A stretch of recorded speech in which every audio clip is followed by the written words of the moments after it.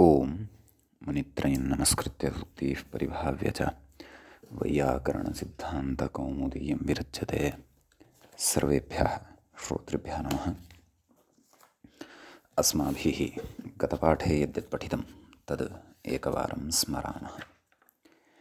वयं वैयाकरणसिद्धान्तकौमुदी इत्याख्यस्य ग्रन्थस्य तत्र स्वादिसन्धिप्रकरणे भवामः। अन्तिमः अयं सन्धिः अथवा इदं सन्धिप्रकरणम् अन्तिमं प्रकरणस्यास्य तत्र 11 पाठः अस्माकं क्रमे गतपाठः प्रवृत्तः। तस्मिन् 11 पाठे वयं तत्र विप्रतिषेधे परं कार्यम् इति सूत्रस्थं विचारं तत्र कृतवन्तः। ततः अपि पूर्वं ढ्रलोपे पूर्वस्य दीर्घोणः इत्यत्र अवशिष्टः विचारः अस्माभिः विहितः।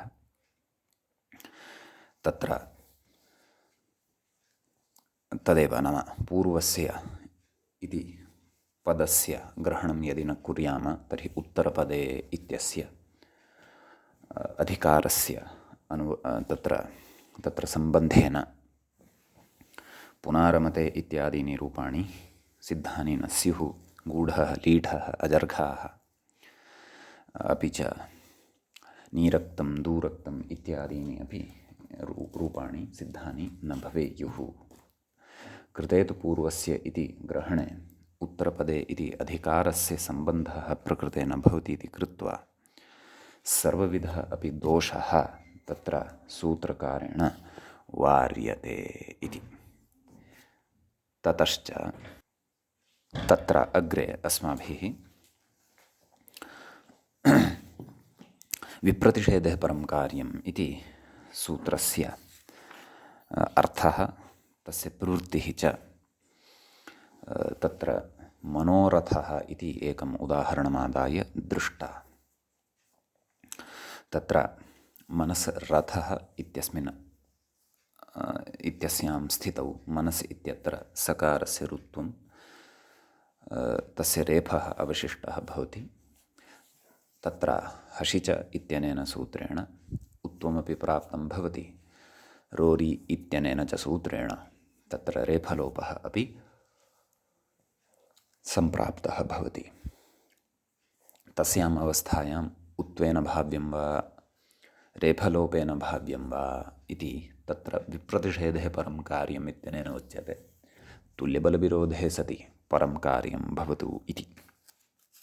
तर्हि तत्र अष्टाध्याय्याः क्रमे तु परं शास्त्रं रोरि इत्येव वर्तते। तथा चेत् प्रकृते रेफलोपः स्यात्। ढ्रलोपे पूर्वस्य दीर्घोणः इत्यनेन दीर्घोऽपि स्यात्। मनारथः इति अनिष्टः प्रयोगः स्यात्। सः प्रयोगः अनिष्टः यथा न लभ्येत तदर्थं तत्र उक्तं मूले यत् पूर्वत्रासिद्धम् इति। नाम पूर्वत्रासिद्धम् इत्यनेन तत्र उत्वे कर्तव्ये रेफलोपः न प्रवर्तते। कुतः? तस्य रेफलोपस्य असिद्धत्वात्। यतः रेफलोपः अर्थात् रोरि इति सूत्रं त्रिपादिस्थं वर्तते इति कृत्वा। अन्यथा अनिष्टरूपं स्यात्। तर्हि तत्र रोरि इत्यस्य सूत्रस्य असिद्धत्वात् रेफलोपाख्यं कार्यमपि न प्रवर्तते। उत्वमेव भवति। मनोरथः इति रूपं गुणादिकं विधाय भवति इति अस्माभिः रूपसिद्धिः कृता। ततः परं नाम मूलस्य तु स्पष्टता जाता अस्त्येव, परन्तु ततः परं विशिष्टः कश्चन विचारः यः प्रकृते व्याख्यात्रा आरब्धः वर्तते तस्य विचारस्य अस्माभिः श्रवणं कृतं। यद्यपि तं विचारमादाय सद्यः व्याख्यानं न प्रविष्टाः वयं स्मः, आदौ श्रुत्वा सरलतया प्रकृते क्रियमाणस्य विचारस्य वयम् अवगमनं कुर्मः। ततः परं व्याख्यानमपि प्रविशामः इत्युक्तमासीत्। तत्र विचारः प्रचलति स्म यत् पूर्वत्रासिद्धम् इति सूत्रे कार्यासिद्धत्वं वा शास्त्रासिद्धत्वं वा इति। तस्य विवेचनम् अत्र व्याख्यात्रा अधुना क्रियमाणं वर्तते। अर्थात् पूर्वत्रासिद्धम् इत्यस्य सूत्रस्य इति सूत्रसम्बद्धः कश्चन विशिष्टः विचारः अत्र आगत्य व्याख्यात्रा व्याख्यायमानः वर्तते। तत्र पूर्वत्रासिद्धम् इति सूत्रपठनवेलायामपि व्याख्यात्रा उक्तमासीत्, भवन्तः सकृत् रिक्ते काले तत्र गत्वा एकवारम् आगच्छन्तु, नाम पाठं श्रुत्वा वा अथवा कदापि, नाम पूर्वत्रासिद्धम् इति या व्याख्या अस्माभिः पठिता एतं विचारं श्रुत्वा, नाम यः विचारः अधुना अत्र उच्यमानः वर्तते तं विचारं श्रुत्वा अवगत्य पुनः एकवारं पूर्वत्रासिद्धम् इत्यत्र व्याख्याने शास्त्रासिद्धत्व विषये कार्यासिद्धत्वविषये वा यत् व्याख्यात्रा उक्तं वर्तते तत्र वचनस्यापि स्पष्टता भविष्यति। तत्र यद्यपि विशेषेण किमपि न उक्तवान् व्याख्याता, तत्र व्याख्यात्रा इदमेव उक्तं यत् पूर्वत्रासिद्धम् इत्यत्र शास्त्रासिद्धत्वमेव स्वीक्रियते इत्यनेन न तु कार्यासिद्धत्वम् इति। तच्च अहम् अर्थात् व्याख्याता वासुदेवदीक्षितवर्यः स्वादिसन्धौ मनोरथ शब्दस्य रूपसिद्धिवेलायां प्रतिपादयिष्यामि। अपि च तेन तत्र उक्तं तत्र हलन्ताधिकारे अदस् इति शब्दस्य निरूपणावसरे च इतोपि अहं विस्तरेण प्रतिपादयिष्यामि इति तत्र तेन उक्तं। ततः प्रथमं स्थलं तु इदम् अस्माकं पुरतः उपस्थितम् अस्त्येव, किं मनोरथः इति स्थलं। द्वितीयं स्थलं तु अदस् शब्दनिरूपणावसरे पुल्लिङ्गे हलन्तपुल्लिङ्गाधिकारे यदा वयं तत्र अमू अमी इति रूपद्वयस्य सिद्धिं करिष्यामः तदा अपि एषः कार्यासिद्धत्वपक्षविषये तत्र गत्वा वदिष्यति। सद्यस्तावत् वयं तस्य विचारं तत्र आरब्धं विचारं, नाम तत्र विचारस्य किञ्चित् अस्माकं बुद्धौ उप्तस्य बीजस्य इदानीम् अत्र अङ्कुरणं यथा जायेत, तस्य क्षुपः यथा निर्मितः स्यात्, तदर्थं प्रकृते इदानीं व्याख्यात्रा सः विचारः आरब्धः वर्तते। तत्र च गतपाठे अस्माभिः श्रुतं यत् तत्र पूर्वत्रासिद्धम् इत्यनेन यदि कार्यासिद्धत्वम् अतिदिश्यते, नाम कार्यासिद्धत्वमेव अत्र यदि उच्यते, शास्त्रासिद्धत्वं यदि नोच्यते, तर्हि मनरथः इत्यत्र रोरि इति शास्त्रस्य न, परन्तु तेन विधीयमानस्य रेफलोपाख्यस्य कार्यस्य यदि असिद्धत्वं वक्तव्यं तर्हि कार्येण आदौ भाव्यं। कार्येण यदि आदौ भाव्यं तर्हि उत्वं प्रबाध्य आदौ रेफलोपः तत्र प्रवर्तेत। अर्थात् हसि च इति उत्वं हत्वा रेफलोपः प्रवर्तेत। एवं खलु, रेफलोपः यदि प्रवृत्तः तर्हि सः तु हतः अभूत् खलु। कः? तत्तु हतम् अभूत् खलु, किम्? उत्वम् इति। तर्हि ततः परं यदि पूर्वत्रासिद्धम् इत्यनेन कार्यातिदेशः यदि नाम कार्यासिद्धत्वं यदि उच्यते, रेफलोपस्य निवृत्तिः, रेफलोपो न भवति इति यदि उच्यते, तर्हि अपि उत्वं न भवति। कुतः? देवदत्तस्य हन्तरिहते न देवदत्तस्य पुनरुन्मज्जनम् इति लौकिकन्यायस्य उपस्थित्या। यथा लोके तथा व्याकरणे, न यथा लोके तथा व्याकरणे इति पक्षद्वयमपि अस्ति। भवन्तः अग्रे अग्रे ज्ञास्यन्ति। नाम एतत् पक्षद्वयमपि भवन्तः वदेयुः, किं भोः कश्चन एकः सिद्धान्तः नास्ति भवताम् इति चेत् तथा न। विषयः अस्ति शब्दानाम् अन्वाख्यानं, शब्दानां संरक्षणं। संस्कृतवाङ्मयस्य इदमित्थन्तायाः प्रतिपादनं तच्च तदैव सम्भवति यदा अस्माकं शब्दराशिः सुदृढः, सुरक्षितः, संरक्षितश्च भवति।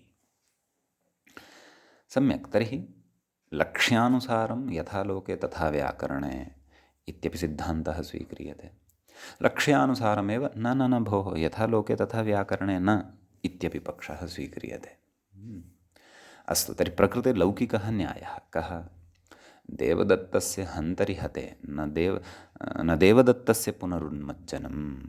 एवं खलु? देवदत्तस्य हन्ता यज्ञदत्तः, नाम उदाहरणाय उच्यते। सः देवदत्तं हतवान्, तर्हि यज्ञदत्तम् आगत्य कश्चन अपरः तृतीयः जनः कश्चन इन्द्रदत्तः कश्चन स्यात्, सः आगत्य यज्ञदत्तं यदि हन्ति तर्हि किं देवदत्तः पुनः जीवति वा? न खलु? सा एव स्थितिः अत्र जाता वर्तते। उत्वं हसि च देवदत्तः अस्ति, तस्य हन्ता रोरी यज्ञदत्तः अस्ति, तस्य यज्ञदत्तस्य रोरी इत्यस्यापि हन्ता इन्द्रदत्तः। कः? पूर्वत्र सिद्धं। सः रोरी इति रेफलोपं हन्ति चेदपि, नाम तस्य रेफलोपस्य निवारणं करोति चेदपि उत्वं तु उज्जीवयितुं न शक्नोति। अतः अयं दोषः कार्यासिद्धत्वपक्षे समुदेति। सम्यक्। इति एतावान् विषयः अस्माभिः ह्यः पठितः। इदानीं वयम् अग्रे शास्त्रासिद्धत्वपक्षमादाय अयं यः दोषः उत्पन्नः वर्तते तस्य दोषस्य निवारणं करिष्यामः। एतावानेव च विषयः अस्माभिः, नाम प्रकृतकार्यासिद्धत्वपक्षे कः दोषः भवति इति एतावानेव विचारः अस्माभिः गते पाठे कृतः वर्तते। इतोपि व्याख्यायां च न वयं प्रविष्टाः स्मः, केवलं श्रोतव्यमिदं। यदा व्याख्यायां प्रवेष्टव्यं तदा अहं स्वयमेव वदिष्यामि। अस्तु, तर्हि अयम् आसीत् 11 पाठः, गतपाठः। समीचीनम्। इदानीं स्वादिसन्धिप्रकरणस्यास्य 12 पाठः तत्र भवति आरब्धः। सम्यक्।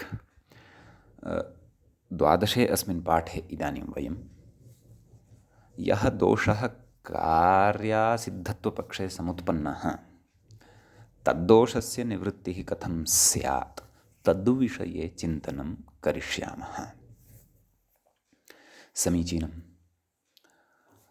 तत्र शास्त्रसिद्धत्वपक्षे अर्थात् शास्त्रस्य असिद्धत्वपक्षे कथम् उक्तदोषः निवार्यते इति चेत् पश्यन्तु, कार्यासिद्धत्वं यदि वक्तव्यं तर्हि कार्येण आदौ भाव्यम् इत्युक्तं खलु। कार्येण यदि भाव्यं तर्हि उत्वस्य निवृत्तिं कृत्वा एव रेफलोपेन प्रवर्तितव्यम्, एवं खलु। नाम उत्वं हत्वैव रेफलोपेन प्रवर्तितव्यम्, एवं खलु। यतः कार्यस्य असिद्धत्वं यदि वक्तव्यं तर्हि कार्यस्य प्रवृत्तिः तत्र अपेक्षिता वर्तते। यदि कार्यमेव नास्ति तर्हि तस्य असिद्धत्वं कथं? न युज्यते। अतः कार्यस्य असिद्धत्वं वक्तव्यं यदि तर्हि कार्येण तत्र आदौ भाव्यम् इति तत्र अपेक्षा भवति। अतः एव उत्वं हतं भवति यदि वयं कार्यस्य असिद्धत्वं कर्तुं गच्छामः, वक्तुं वा गच्छामः। परन्तु शास्त्रासिद्धत्वे तु, नाम शास्त्रस्य असिद्धत्वपक्षे तु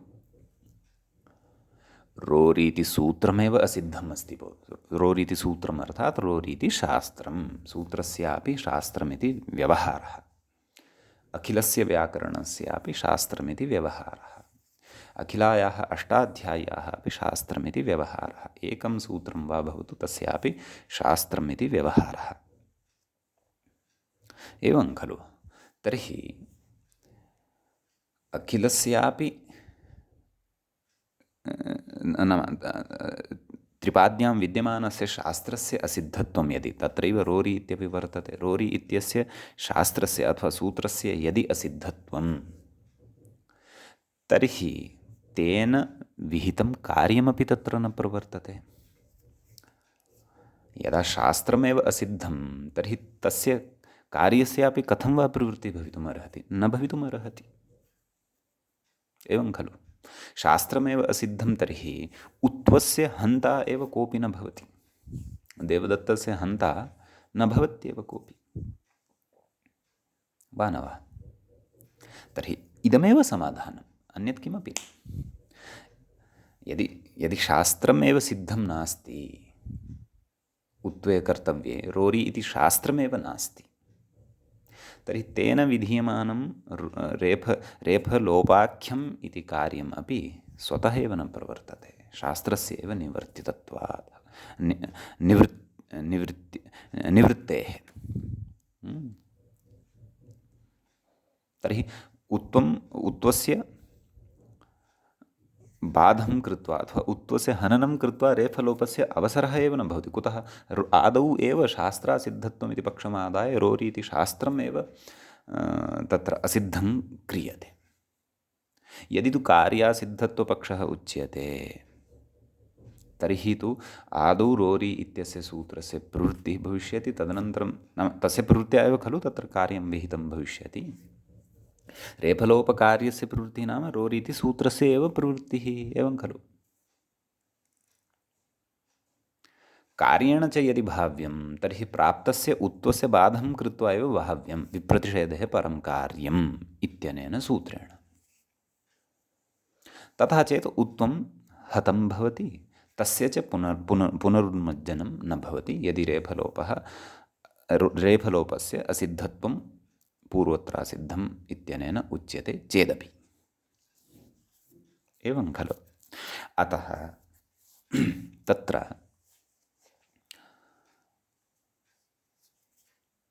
शास्त्रासिद्धत्वम् उच्यते। रोरि इति सूत्रमेव नास्ति, तावदेव, तस्य प्रवृत्तिरेव नास्ति। तर्हि तत् सूत्रमेव निवृत्तं, तर्हि तस्य कार्यमपि कथं वा तत्र प्राप्तुं शक्नोति? अतः एव पूर्वत्रासिद्धम् इत्यत्र शास्त्रासिद्धत्वम् इत्येव पक्षः स्वीक्रियते, न तु कार्यासिद्धत्वं। नाम त्रिपाद्या विहितस्य कार्यस्य असिद्धत्वं न, परन्तु त्रिपाद्याख्यस्य शास्त्रस्य एव असिद्धत्वम्। एवमेव त्रिपाद्यामपि, एवमेव त्रिपाद्यां पूर्वं प्रति परशास्त्र विषये अपि अयमेव विवेकः कार्यः। तत्रापि पूर्वं प्रति परं कार्यं न असिद्धं, परन्तु शास्त्रमेव असिद्धं। कुतः? एतादृशाः एव दोषाः अन्यथा तत्रापि तत्र उत्पन्नाः स्युः। एवं खलु? आम्, विशेषः यदि कश्चन स्यात् तत्र, नाम त्रिपाद्यामपि मिथः सूत्रेषु, तत्तु अग्रे ज्ञास्यते, परन्तु सद्यः सपादसप्ताध्यायीं प्रति त्रिपादी वा भवतु, त्रिपाद्यामपि पूर्वं प्रति परशास्त्रस्य असिद्धत्वस्य विषयो वा भवतु, सर्वत्रापि अस्माभिः सद्यः सर्वत्रापि शास्त्रासिद्धत्वं पुरस्कृत्य एव तत्र विचारः कर्तव्यः वर्तते, न तु कार्यासिद्धत्वम् आदाय। समीचीनम् इति तत्र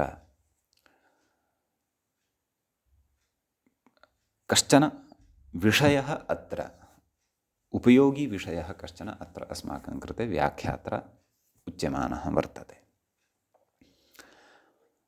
भाष्ये अयं विषयः तत्र प्रतिपादितः वर्तते, वक्ष्यति, व्याख्याता वक्ष्यति। उद्ग्रन्थेषु यथा नागेशः शेखरग्रन्थे अथवा तद्व्याख्यासु अपि प्रतिपादयति। अतः अधुना यदि अत्र अवगन्तुं यत्नं कुर्मः तर्हि उद्ग्रन्थेषु निश्चयेन अस्माकं स्पष्टता भविष्यति। भाष्ये च तत्र उक्तस्य अस्य सिद्धान्तस्य अवगमनाय ग्रहणाय वा क्लेश एव न भविष्यति। मन्ये एतावत्पर्यन्तं भवद्भिः मया सरलतया बोधयितुं यः यत्नः कृतः तेन किञ्चित् अवगन्तुं प्रयासः कृतः भवद्भिः इति चिन्तयामि। यदि अयं विषयः अवगतः तर्हि व्याख्याता अत्र किं कथयति इतः परं तत्सर्वमपि अवगतमित्येव चिन्तयन्तु। परन्तु सः किञ्चित् विशिष्टया शैल्या किञ्चित् न्यायवासनया अग्रे विषयं कथयन् अस्ति। वयं तं विषयमपि श्रोष्यामः, क्लेशः नास्ति। परन्तु कदाचित् व्याख्याता किं कथयन् अस्ति अथवा अस्य भोः भाषा नावगम्यते, क्लिष्टा एषा भाषा दृश्यमाना वर्तते अत्र। यदि तथा स्यात् तर्हि एतावता यद् अवगतं तदेव बुद्धौ स्थापयन्तु, यतः इतः अग्रे इदमेव व्याख्याता अग्रे कथयन् अस्ति विशिष्टया भाषया। इतः अतिरिक्तं सः किमपि न कथयन् अस्ति। अतिरिक्तं किञ्चित् किञ्चित् वदिष्यति, तत्र तत्र भवन्तः श्रवणं कुर्वन्तु, यावत् शक्यम् अवगन्तुं यत्नं कुर्वन्तु। समीचीनम्। अतः इदानीं वयम् अग्रे अत्र व्याख्यायां प्रविशामः। किं कथयति पश्यन्तु। अत्र तत्र गतपाठस्य अन्ते व्याख्यायाः पङ्क्तिः कथमासीत्? तामिमां रेफलोपशङ्कां परिहरति इति। ततः अग्रे पश्यन्तु, पूर्वत्रेति ततः अग्रिमां पङ्क्तिं गृह्णीमः। एवं खलु? अपि च उक्तमेव अयं 12 पाठः आरब्धः जातः वर्तते अस्माकं। नाम कार्यासिद्धत्वे कः दोषः, तस्य परिहारः, शास्त्रासिद्धत्वमादाय अस्माभिः यतः आरब्धः ततः स्वादिसन्धिप्रकरणस्य 12 पाठः अपि एषः आरब्धः वर्तते। अस्तु, किं कथयति? अत्र रेफलोपस्य असिद्धत्वात् इति अनुक्त्वा, नाम मूले पश्यन्तु किमुक्तं? पूर्वत्रासिद्धम् इति रोरि इत्यस्य असिद्धत्वात् उत्वमेव इति उक्तवान्, न तु रेफलोपस्य असिद्धत्वात् इति नोक्तवान्, रोरि इत्यस्य असिद्धत्वात् इति उक्तवान्। पश्यन्तु, अत्र रेफलोपस्य असिद्धत्वात् इति अनुक्त्वा, नाम एवम् अनुक्त्वा किम्? अग्रे पश्यन्तु, रोरि इत्यस्य असिद्धत्वात् इति ब्रुवन् इति कथयन्, नाम मूले इति कथयन्, पूर्वत्रासिद्धम् इत्यत्र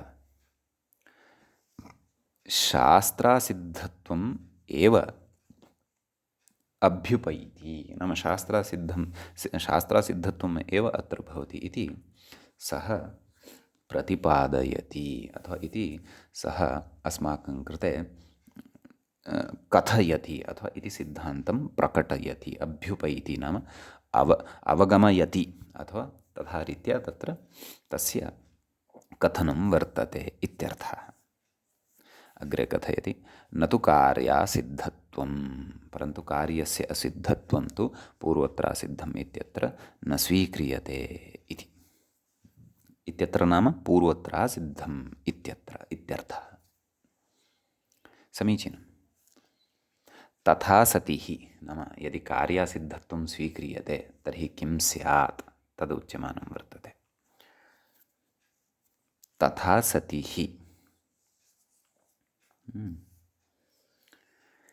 अतिदेशस्य आरोपरूपत्वात्, नाम कः अतिदेशः प्रकृते क्रियते? असिद्धत्वातिदेशः खलु क्रियते। त्रिपादी यद्यपि अस्ति परन्तु त्रिपादी नास्ति इतिवत् अतिदिश्यते, नाम अयम् असिद्धत्वातिदेशः वर्तते। एवं खलु?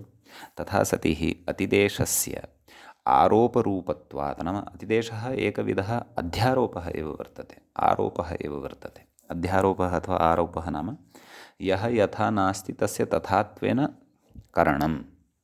तच्च स्थानिवदादेशो नल्विधौ इत्यादिषु अस्माभिः पठितमेव। नाम कः नाम अतिदेशः इति। एवं खलु? कथयति, अतिदेशस्य आरोपरूपत्वात् असिद्धत्वारूपात्, नाम आरोपरूपत्वं तद् कीदृशम्? असिद्धत्वारोपत्वं तद् वर्तते, अथवा असिद्धत्वारोपात् नाम असिद्धत्वम् इति अयम् अतिदेशः तत्र विधीयते। सम्यक्, तस्य असिद्धत्वस्य आरोपः क्रियते इति। असिद्धत्वारोपात् अग्रे कथयति, निरधिष्ठानारोपासम्भवेन इति। अस्य विग्रहं कथयामि। निरधिष्ठानस्य आरोपः, निरधिष्ठानारोपः निरधिष्ठानारोपस्य असम्भवः निरधिष्ठानारोपासम्भवः तेन निरधिष्ठानारोपासम्भवेन। निरधिष्ठानः कः? निर्गतः आधारः यस्मात् अथवा नास्ति आधारः यस्य सः निरधिष्ठानः। अधिष्ठानं नाम आधारः। कथयति निरधिष्ठानारोपसम्भवेन सूत्रोदाहरणसम्पत्त्यै।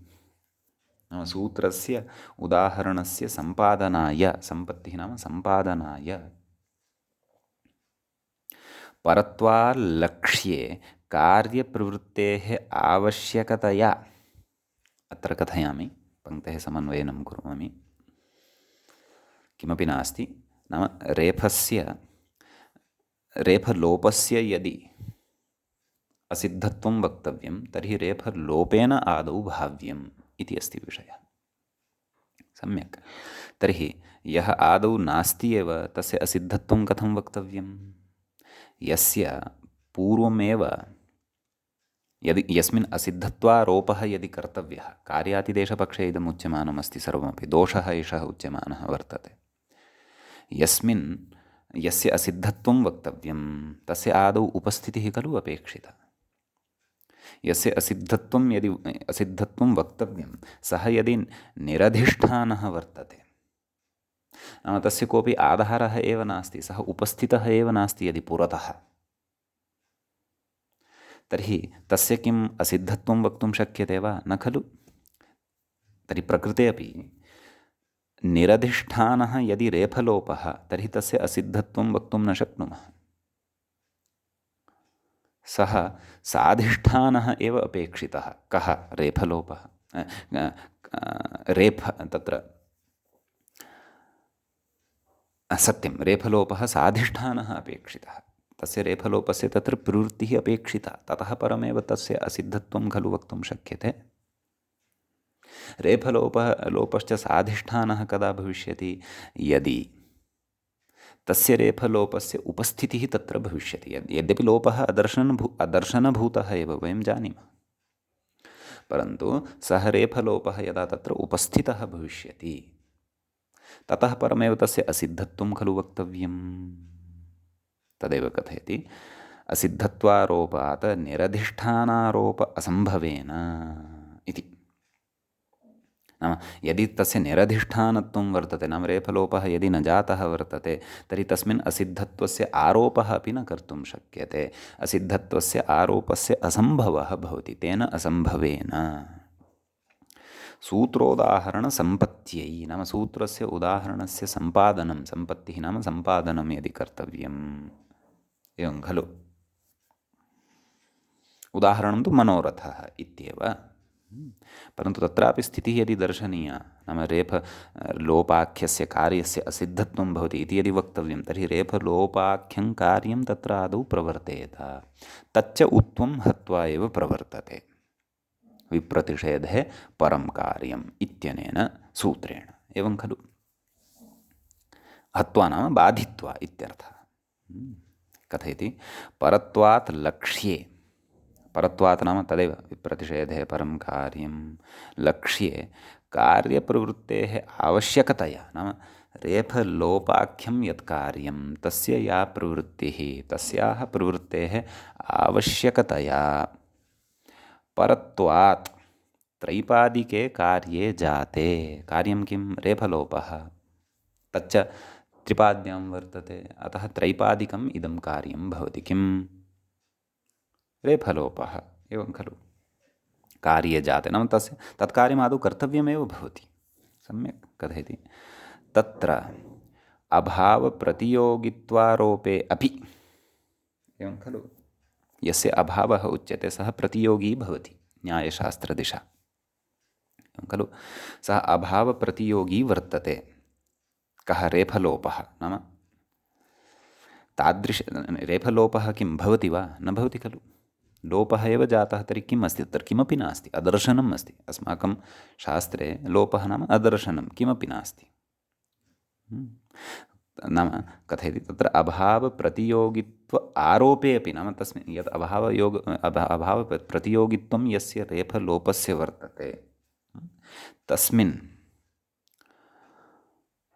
असिद्धत्वस्य आरोपे सत्यपि सः नास्ति तथापि तस्य असिद्धत्वस्य आरोपः तत्र क्रियते, अध्यारोपः क्रियते। यतः पूर्वत्र असिद्धमिति एकप्रकारकः अतिदेशः एव खलु, यत् यदस्ति तद् नास्ति इतिवत् क्रियते तेन सूत्रेण, एवं खलु। तादृश आरोपे अपि कथयति देवदत्तस्य न पुनः उन्मज्जनम् इति न्यायेन इति भवन्तः श्रुतवन्तः पूर्वमपि। देवदत्तस्य हन्तरि हते न देवदत्तस्य पुनः उन्मज्जनम् इति न्यायेन स्थानीभूतरोः अभावात्, एवं खलु। नाम तत्र स्थानीभूतः यः वर्तते रु इति तस्य अभावात्, एवं खलु। कुतः? यतः रेफलोपः जातः वर्तते खलु, पश्चात् तस्य असिद्धत्वम् उक्तं वर्तते। ततः हसि च इति पुनः नोत्तिष्ठति, एवं खलु। कथयति हसि च इत्यस्य प्राप्तिर्न स्यात्, नाम हसि च इत्यस्य प्राप्तिः रेफस्य उत्वं कर्तुं न प्रवर्तेत इति, एवं खलु। पुनः रेफलोपस्य यदि प्रवृत्तिः जाता तर्हि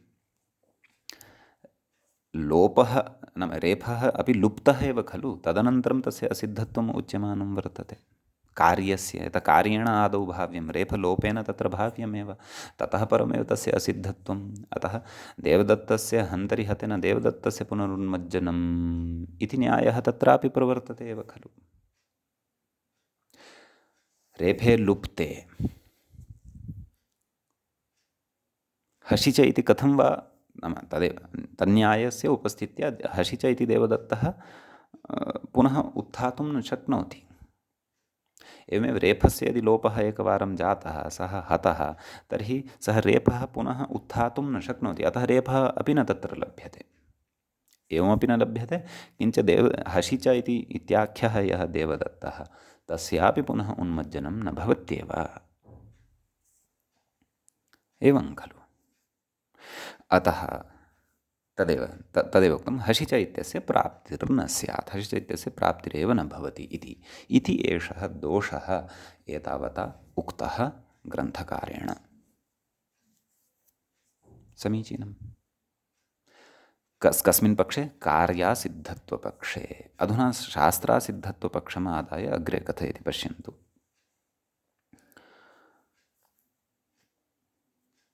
शास्त्रासिद्धत्वे तु, नाम यदि शास्त्रासिद्धत्वं यदि उच्यते, यद्यत् त्रैपादिकं शास्त्रम्, एवं खलु, त्रिपाद्यां यद्यत् शास्त्रम् उक्तं, प्रवृत्त्युन्मुखम् आत्मानं प्रवृत्तिं कर्तुम् उन्मुखता यस्य भवति, नाम अथवा प्राप्तिः यस्य भवति, तत्तत् शास्त्रे एव असिद्धत्वारोपात्, तस्मिन् शास्त्रे तत्तत् त्रैपादिके शास्त्रे एव असिद्धत्वस्य आरोपत्वम् उच्यते, न तु तत्कार्ये, एवं खलु।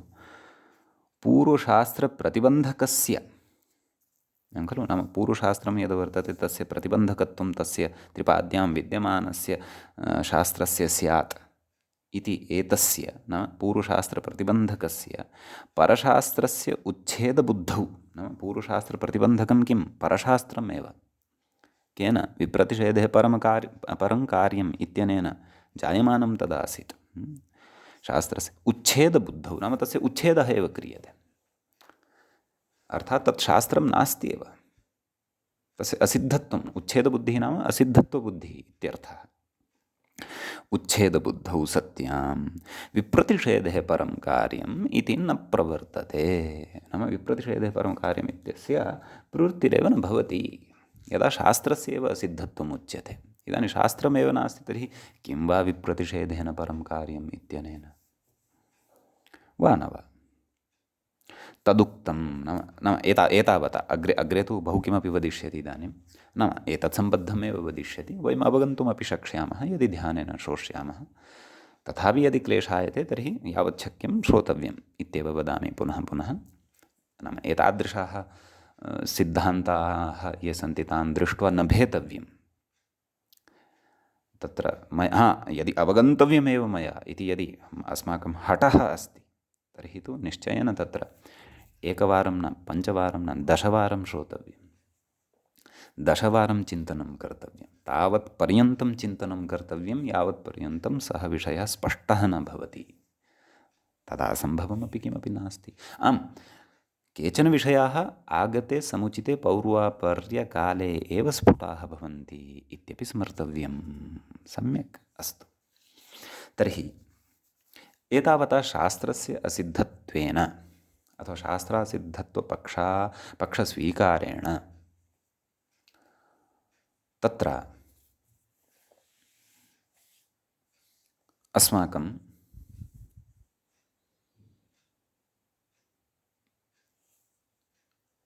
उक्तः दोषः, उपस्थितः यः दोषः नाम उत्तम न प्रवर्तेत, सः दोषः परिहृतः भवति। सम्यक्, विप्रतिषेधे परं कार्यम् इति न प्रवर्तते। अतश्च शास्त्रमेव नास्ति तर्हि असिद्धत्वमपि कुतः इति। सम्यक्, तदुक्तं कथयति अग्रे। पूर्वत्र सिद्धे नास्ति विप्रतिषेधः अभावात् उत्तरस्य इति।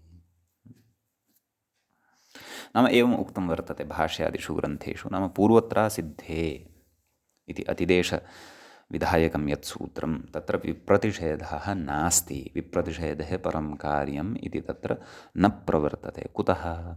अभावात् उत्तरस्य, अर्थात् उत्तरस्य अभावात्, नाम उत्तरतः, नाम पूर्वत्र सिद्धम् इत्यतः उत्तरतः विद्यमानः यः भागः तस्य तु अभावः उच्यते। कुतः? असिद्धत्वात्। एवं खलु इति। ततश्च कथयति, ततश्च स्थानिनः निवृत्त्यभावात्। एवं खलु, नाम स्थानीयः वर्तते, तस्य निवृत्त्यभावात्, तस्य निवृत्तिः न भवति। कः सः? रु इति आसीत् खलु, तस्य स्थाने एव खलु उत्वं कर्तव्यं। तस्य इदानीं रेफलोपः एव न जातः, तर्हि निवृत्तिः अपि कथं? तस्य निवृत्तिः नास्ति। अतः निवृत्तेः अभावात् पूर्वशास्त्रप्रवृत्तिर्निर्बाधः, नाम पूर्वशास्त्रस्य प्रवृत्तिः तत्र निर्बाधः भवति। अर्थात् हसिच इति पूर्वशास्त्रं यद् वर्तते तस्य प्रवृत्तिः तत्र भवत्येव। सम्यक्, अतः उत्वमपि भवति। मन उ रथः ततः गुणादिकं विधाय मनोरथः इति रूपं सिद्धं भवति। सम्यक्, कथयति अग्रे। एतच्च पूर्वत्रासिद्धम् इत्यत्र अचः परस्मिन् इत्यत्र षत्वतुकोरसिद्धः इत्यत्र च भाष्ये स्पष्टम्। किं? पूर्वत्रासिद्धे नास्ति विप्रतिषेधः अभावादुत्तरस्य इति। अपि च शास्त्रासिद्धत्वम् अत्र नाम पूर्वत्रासिद्धम् इत्यत्र स्वीक्रियते, कार्यासिद्धत्वं न इति भाष्यादिकं इति भाष्यस्य तत्र सिद्धान्तान् दृष्ट्वा अस्माभिः ज्ञातुं शक्यते इति। एवं खलु।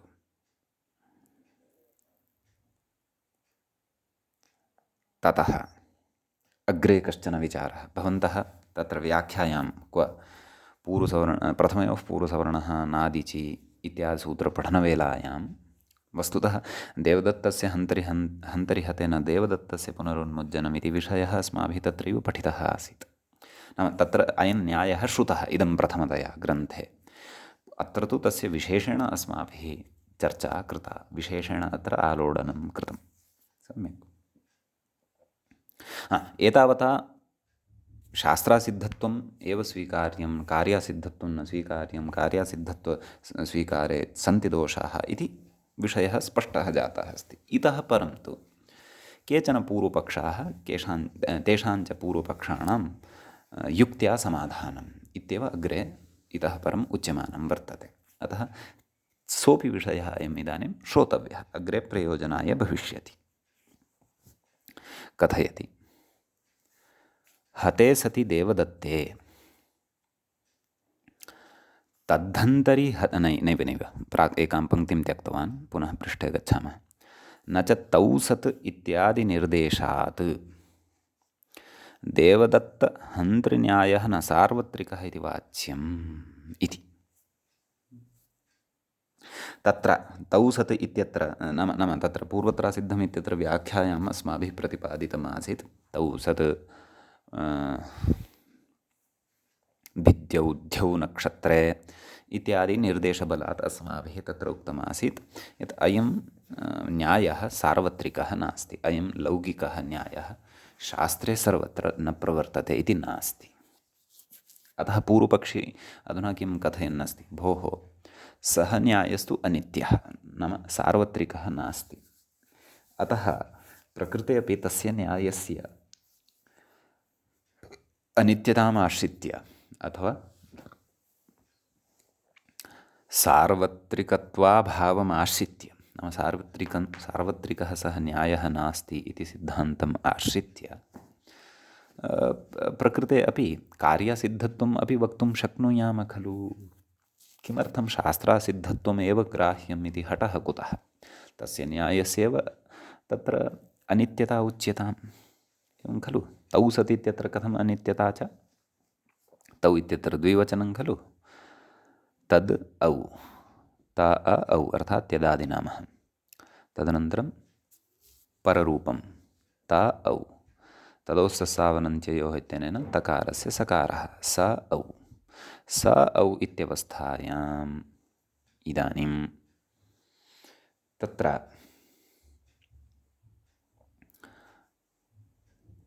नाम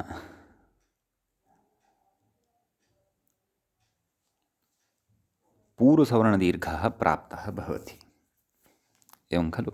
आदौ वृद्धिः प्राप्ता भवति, परन्तु वृद्धिं हत्वा पूर्वसवर्णदीर्घः प्राप्तः भवति।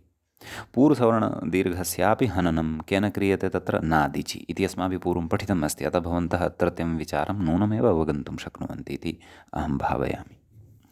सम्यक्। तर्हि नादिचि इत्यनेन तर्हि तत्र देवदत्तः कः? वृद्धिरेचि। यज्ञदत्तः कः? नाम देवदत्तस्य हन्ता पूर्वसवर्णदीर्घः। इन्द्रदत्तः कः अस्ति? नाम पूर्वसवर्णदीर्घस्यापि हन्ता कः अस्ति? नादिचि। तर्हि देवदत्तस्य हन्तरि हते न देवदत्तस्य पुनरुन्मज्जनम्, अर्थात् वृद्धिरेचि इत्यस्य तत्र हन्तरि हते, नाम वृद्धिरेचि इत्यस्य हन्ता पूर्वसवर्णदीर्घः, तस्यापि हनने सति वृद्धिः तु पुनः नोन्मिषति, नाम तस्याः उज्जीवनं न भवति इति चेत् तत्र उक्तमासीत्। नाम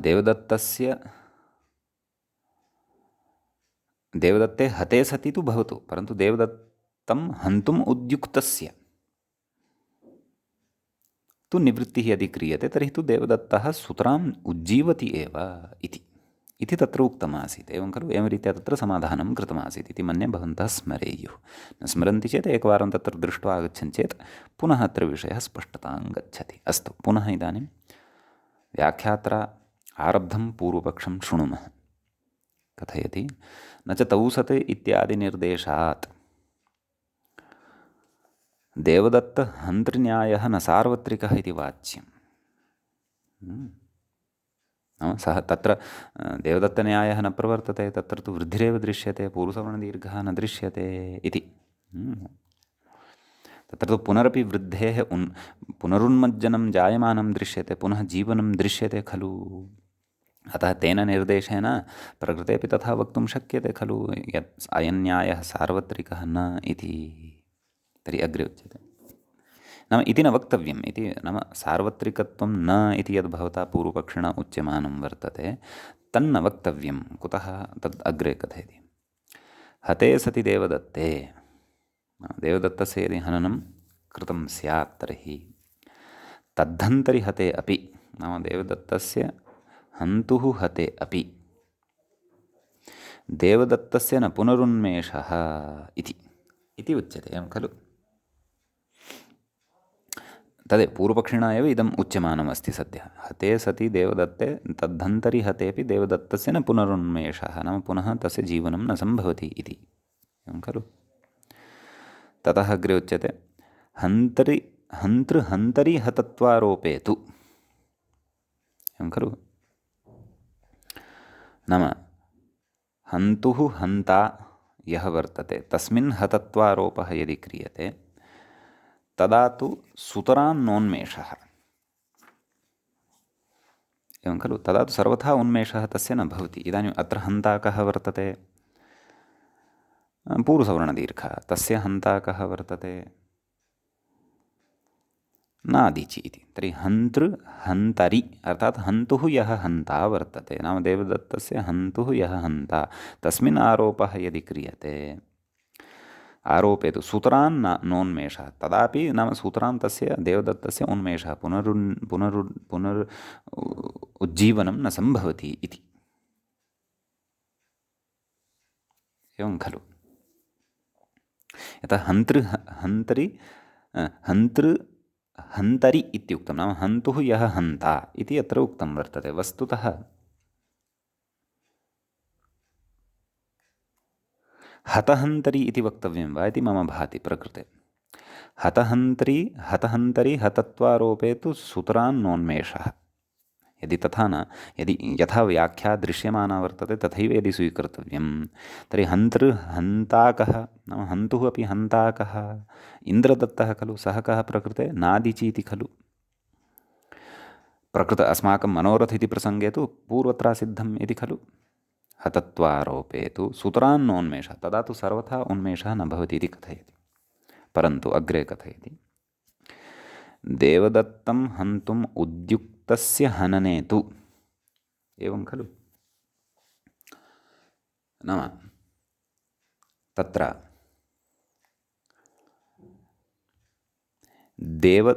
देवदत्तं हतवानेव यदि, तदा तु तस्य उन्मेषः न भवति। परन्तु देवदत्तं हन्तुम् उद्युक्तः यः वर्तते तस्य हननं यदि क्रियते तदा तु कथयति, देवदत्तस्य जीवनम् अस्त्येव इति न्यायशरीरं, तदा तु देवदत्तस्य जीवनं भवत्येव इति न्यायशरीरम् इति। वस्तुतः सः न्यायः एवं रीत्या अवगन्तव्यः, तस्य अर्थः अयम् अस्ति। एवं खलु, देवदत्तस्य हननम् एव कृतम् इति एकः विषयः, देवदत्तस्य हननं कर्तुं कश्चन उद्युक्तः वर्तते इति कश्चन विषयः, इति कश्चन भिन्नः विषयः। स च न्यायः अस्माभिः एवं रीत्या ग्राह्यः। देवदत्तस्य हन्तरि हते, देवदत्तस्य हन्ता देवदत्तं हतवानेव भवति इति आवश्यकं नास्ति खलु। देवदत्तस्य हननं कर्तुं यः उद्युक्तः भवति सोऽपि हन्ता एव खलु भवति खलु। अतः तत्र तु पूर्वसवर्णपक्षे तु तत्र वृद्धिं हन्तुम् उद्युक्तः भवति पूर्वसवर्णदीर्घः, तावता एव नादिचि इत्यनेन तस्य निवृत्तिः क्रियते। अतः तत्र वृद्धिः प्रवर्तते एव, तौ इत्यादीनि रूपाणि सिद्ध्यन्ति सम्यक् इति न्यायशरीरं। वस्तुतः न्यायः एवम् अवगन्तव्यः इति उच्यते। अग्रे कथयति, तौ इत्यादौ च, नाम तदेव तत्र तौ इत्यपि पठितमासीत्, पुष्यसिद्ध्यौ नक्षत्रे, अथवा तदेव सूत्रमासीत् खलु, विद्यसिद्ध्यौ नक्षत्रे, सिद्ध्यविद्यौ नक्षत्रे, एवं किमपि आसीत् किल। तर्हि पुष्यसिद्ध्यौ नक्षत्रे तदपि निर्देशः भवितुमर्हति, परन्तु तत्र किमासीत् इति चेत् भिद्यौध्यौ नक्षत्रे, भिद्योध्यौ नक्षत्रे इति, भिद्यौध्यौ नदे नक्षत्रेण नदे इति। अस्तु, सूत्रं विस्मृतमासीत्, क्षन्तव्यः। पुनः अत्र आगच्छन्तु। कथयति, तौ इत्यादौ च वृद्धिहन्तुः पूर्वसवर्णदीर्घस्य, वृद्धेः हन्ता यः वर्तते पूर्वसवर्णदीर्घस्य हननोद्यमसजातीयं प्रसङ्गमात्रं, नाम सः तु तत्र तस्य हननोद्यमसजातीयं वर्तते, नाम हननोद्यमसदृशत्वं तस्य वर्तते, नाम हननं कर्तुं सः उद्युक्तः वर्तते, हननं न कृतवान् अस्ति इति तादृशः प्रसङ्गः केवलः तत्र वर्तते, प्रसङ्गमात्रम्। एवं खलु। कथयति, न तु स्थानीया लक्ष्ये प्रवृत्तिः इति, नाम तस्य लक्ष्ये, नाम उदाहरणे हननस्थानीया प्रवृत्तिः नास्ति इति, नाम सः हननमेव कृतवान् भवति, नाम वृद्धेः हननमेव कृत्वा प्रवृत्तः भवति, नाम हत्वा एव पूर्वसवर्णदीर्घः तस्य हन्तृत्वं प्राप्नोति, एतादृशी प्रवृत्तिः तस्य तत्र नास्ति इति। तत्र क्वचित् अत्र पाठः एतादृशः अपि दृश्यते, न तु हननस्थानीया लक्ष्ये प्रवृत्तिः आवश्यकी इति, खलु। नाम हननं स्थानं यस्य, अथवा हननं कृत्वा एव यस्य प्रवृत्तिः भवति, तादृशी एव प्रवृत्तिः तत्र भवति इति नावश्यकं, प्रवृत्तिः एतदनन्तरम् आवश्यकी इत्यपि पाठः क्वचित् बालमनोरमायां दृश्यते, अतः तथा उक्तं मया। सम्यक् कथयति, अतस्तौ इत्यादौ, नाम तौ इत्यादयः ये निर्देशाः वर्तन्ते इत्यादौ नास्य न्यायस्य प्रवृत्तिरिति, नाम अयं न्यायः तत्र न प्रवर्तते इति तौ सत् इत्यादिनिर्देशः कथम् एतस्य न्यायस्य अनित्यतां बोधयितुम् इष्टे, नाम प्रकृते देवदत्तं हत्वा एव यज्ञदत्तः हन्ता भवति इति न्यायस्य यः एकः अर्थः, सः न्यायः तौ सत् इत्यादिषु न प्रवर्तते। तत्र तु अयं न्यायः कमर्थमादाय प्रवर्तते, नाम देवदत्तं हन्तुम् उद्युक्तः, नाम तत्र वृद्धिं हन्तुम् उद्युक्तः यः पूर्वसवर्णदीर्घः,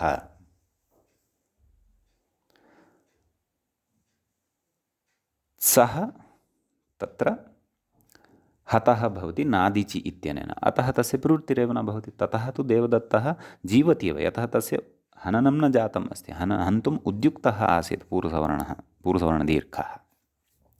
अतः न्यायस्य द्विधा अत्र अर्थः उक्तः वर्तते, साक्षात् हननं कृत्वा यः हन्ता भवति इति एकः अर्थः तत्र उद्भवति, हननं कर्तुम् उद्युक्तः यः भवति इति अपरः च अर्थः तत्र स्फुटः भवति। तौ सत् इत्यत्र तु देवदत्तं हत्वा एव सः हन्ता जातः वर्तते इति न्यायः न प्रवर्तते, परन्तु देवदत्तं हन्तुम् उद्युक्तः तत्र परसवर्णदीर्घः प्रवर्तमानः भवति, प्रवर्तनां कर्तुम् उद्युक्तः भवति, तावता तस्य हननं नादिचि इत्यनेन क्रियते। न्यायस्य अयमर्थः तत्र प्रवर्तते, न तु अयमर्थः यत् वृद्धिं पूर्णतया हत्वा एव तत्र सवर्णदीर्घः प्रवर्तते। कुतः? व्याख्यानात्। एवं खलु।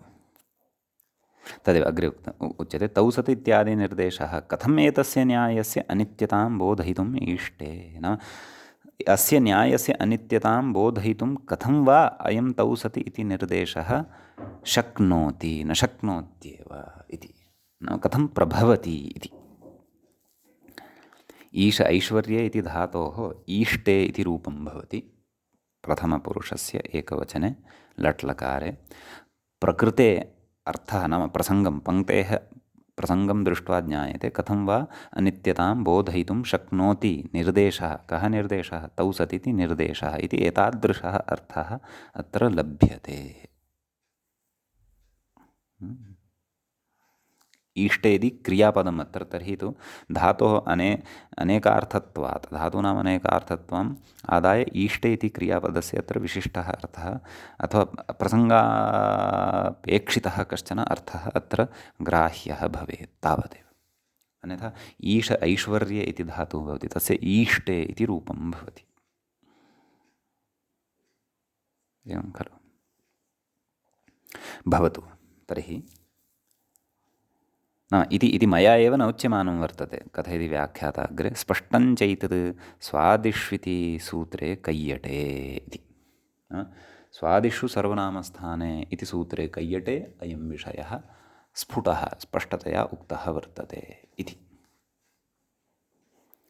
एवं खलु। तर्हि अग्रे कथयति, तत्र तर्हि प्रकृतेपि तथा वर्तते, नाम मनोरथः इत्यत्र, तद्विषये कथयति अग्रे। परन्तु आदौ एव किं कथयामि, नाम तत्रापि तत्र हन्तुम् उद्युक्तः हन्ता इति स्थितिः नास्ति अत्र। अत्र तु हननं कृत्वा एव रेफलोपः प्रवर्तते, वा न वा? यथा तुल्यबलविरोधः अस्ति परत्वात् कस्मिन् पक्षे? कार्यासिद्धत्वपक्षे। रेफलोपस्य असिद्धत्वं खलु वक्तव्यं, तर्हि रेफलोपेन भाव्यं। रेफलोपस्य च प्रवृत्तिः उत्वस्य निवृत्तेः परमेव भवितुमर्हति, नाम उत्वस्य हननात् परमेव अर्थात् बाधात् परमेव भवितुमर्हति। अतः प्रकृते रेफलोपः उद्युक्तः नास्ति हन्तुं, परन्तु उत्वं हतवान् एव अस्ति। लोपाख्यं कार्यम्, अथवा रेफलोपः उत्वं हतवान् एव भवति, तदेव कथयति। प्रकृते तु विशिष्टया शैल्या तमेव विषयम् अग्रे कथयन् अस्ति। प्रकृते तु निरधिष्ठानारोपासम्भवात् इति, एवं खलु? नाम यदि रेफलोपः एव नास्ति तर्हि तस्मिन् असिद्धत्वं कथम् आरोपणीयं? तस्य आधारः एव नास्ति, उपस्थितिरेव नास्ति। तर्हि आरोपस्य असम्भवं, नाम असिद्धत्वस्य अतिदेशस्य असम्भवं स्यात् तत्र, तस्मात् असम्भवात्। हननसजातीया लक्ष्ये कार्यप्रवृत्तिः आवश्यकी। लक्ष्ये हननसजातीया कार्यप्रवृत्तिः अपेक्षिता वर्तते। नाम रेफलोपाख्यं यत् कार्यं वर्तते तस्य कार्यस्य तत्र प्रवृत्तिः अपेक्षिता एव वर्तते इति, एवं खलु? अत्र आवश्यकी इति अस्ति। मया पूर्वं तत्र पाठभेदः किञ्चित् असङ्गतः दृष्टः। उपरि पङ्क्तिः आसीत् खलु, न तु हननस्थानीया लक्ष्ये प्रवृत्तिः, तत्र आवश्यकी इति न। तद् मया प्रायः इदमेव दृष्टं, यथा अत्रापि प्रवृत्तिः इति अस्ति आदौ। भवतु नाम, तर्हि तं मम प्रमादं वारयन्तु। उपरि प्रवृत्तिः इत्यस्मात् अनन्तरम् आवश्यकी इति नास्ति, अत्रैव अस्ति। भवतु नाम, तथापि समन्वयनं तु अस्माभिः कृतमेव। भवतु। किं कथयति? नाम हननसजातीया लक्ष्ये कार्यप्रवृत्तिः आवश्यकी, नाम सजातीया प्रवृत्तिरेव अपेक्षिता अत्र। नाम हननम् अपेक्षितमेव, कस्य? उत्वस्य। ततः एव रेफलोपस्य प्रवृत्तिः भविष्यति, नान्यथा। कुतः? यतः रेफलोपस्य असिद्धत्वं खलु वक्तव्यम्। असिद्धत्वं यदि वक्तव्यं तस्य प्रवृत्तिः आदौ अपेक्षिता। तत्र तु तादृशः विषयः नास्ति। क्व? तौ सत् इत्यादिषु वा न वा? तत्र तु असिद्धत्वसदृशः कश्चन विषयः तत्र आरोपणीयः वर्तते इति नास्ति। तत्र तु साक्षात् निषेधः वक्ष्यते, नादिचि इत्यनेन हन्तुम् उद्युक्तस्य पूर्वसवर्णदीर्घस्य। प्रकृते तु कार्यासिद्धत्वपक्षे कार्यस्य असिद्धत्वम् अतिदेष्टव्यं। तदर्थं रेफलोपाख्येन कार्येण तत्र भाव्यं। तेन भाव्यं यदि, तर्हि तस्य तु तत्र भूतिः अथवा तस्य प्रवृत्तिः अथवा तस्य उपस्थितिः उत्वं हत्वैव भवितुमर्हति, नान्यथा। अतः देवदत्तस्य हन्तरि हते न देवदत्तस्य पुनः उन्मज्जनमिति न्यायोऽपि प्रकृते प्रवर्तते एव। तद् कथयति अग्रे। ततश्च प्रवृत्तस्य रेफलोपस्य असिद्धत्वे अपि, तस्य रेफलोपस्य असिद्धत्वे सत्यपि देवदत्तहन्तृहतन्यायेन रोः उन्मेषाभावात् उत्वं न भवतीति शब्दरत्ने प्रपञ्चितम्। प्रौढमनोरमा इति सिद्धान्तकौमुद्याः दीक्षितविरचिता व्याख्या, तस्याः अपि प्रसिद्धा व्याख्या शब्दरत्नम् इति। तत्र इत्थं रीत्या प्रपञ्चितं, नाम तदेव प्रवृत्तस्य रेफलोपस्य असिद्धत्वेपि, नाम तस्य असिद्धत्वे सत्यपि देवदत्तहन्तृहतन्यायेन, देवदत्तस्य हन्तरिहते न देवदत्तस्य पुनरुन्मज्जनम् इति न्यायेन, नाम यत्र हननं कृतमेव भवति, न तु हननं कर्तुं कश्चन उद्युक्तः भवति इति न, परन्तु हननं कृतमेव भवति। कथयति रोः उन्मेषाभावात्, नाम यः रु अस्ति सः तु लुप्तः खलु, सः न तत्र भवति। उत्वन्न भवति, नाम उत्वस्य प्रवृत्तिः एव तत्र न भवति इति शब्दरत्ने प्रपञ्चितम्। एवं खलु? अतः अयं दोषः वर्तते कार्यासिद्धत्वपक्षे। शास्त्रासिद्धत्वं यदि स्वीकृतं तर्हि तु रोरि इत्येव निवृत्तं भवति, तर्हि रेफलोपः एव नास्ति, वा न वा? अपि च हसि च इति यत् सूत्रम् अस्ति तस्य बाधः अपि केनापि न क्रियते। हसि च इति तथैव तिष्ठति। रेफोऽपि तथैव सुरक्षितः भवति। रेफोऽपि लभ्यते, हसि च इत्यस्यापि प्रवृत्तिः भवति, अतः उत्तममपि भवति। तत्र मनोरथः इति इष्टः प्रयोगः अपि लभ्यते। एवं खलु। अत्र कश्चन पूर्वपक्षः इतोपि अवशिष्टः वर्तते। तं पूर्वपक्षं वयम् अग्रिमे पाठे स्फुटीकरिष्यामः। मन्ये एतावान् विषयः अत्र अस्माकं स्पष्टः वर्तते। सम्यक्। अतः प्रकृते अस्य पाठस्य अत्रैव उपसंहरणं कुर्मः। मुनित्रयं नमस्कृत्य उक्तिः परिभाव्य च वैयाकरणसिद्धान्तकौमुदीयं विरच्यते। सर्वेभ्यः श्रोतृभ्यः नमः। एवञ्च तत्र स्वादिसन्धिप्रकरणस्यास्य अस्माकं क्रमे 12 एषः पाठः सम्पन्नतां गतः।